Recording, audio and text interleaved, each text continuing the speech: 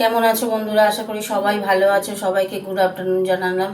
আজকে আমি ফ্যাট কারি বানাবো, এই যে মটনের ফ্যাট।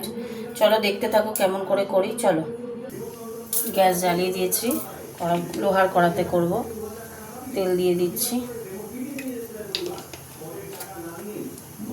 তেলের মধ্যে একটু মিষ্টি দেব। তেলটা গরম হোক। তেল গরম হয়ে গেছে, দুটো তেজপাতা, শুকনো লঙ্কা দিয়ে দিলাম।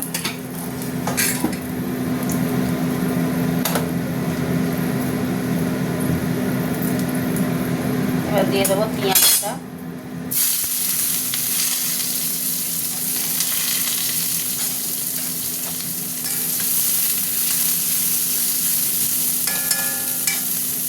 পেঁয়াজটা ভাজা ভাজা হোক।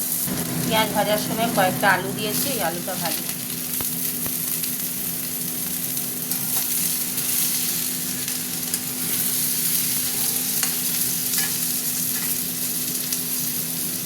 হতে থাক। এবার দিয়ে দিচ্ছি টমেটোটা।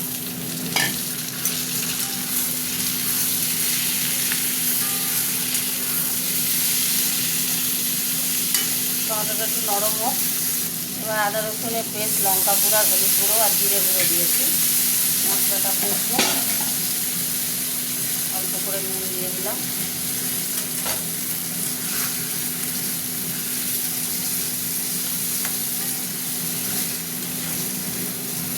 মশলাটা কষা হতে থাক। এবার আমি ফ্যাটগুলো দিয়ে দেবো। এইটা দিয়ে কষবো এর সাথে।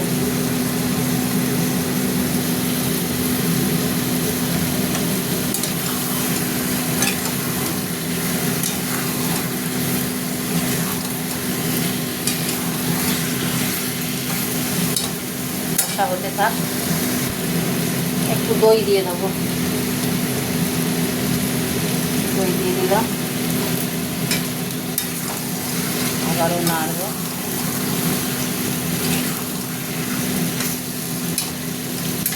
হতে থাক।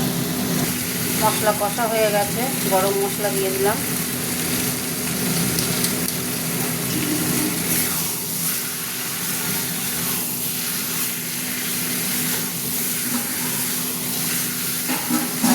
আরেকটু নাড়বো। এবার জল দিয়ে দিই।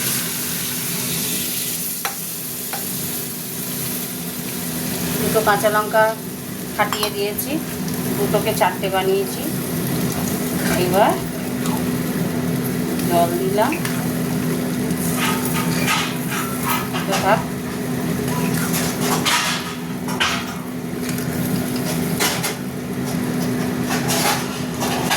বাহ, নুন মিষ্টি একদম পারফেক্ট আছে, বেশি দিতে হবে না। আর একটু জল দিই। ঢাকা দিয়ে দিলাম। হতে থাক।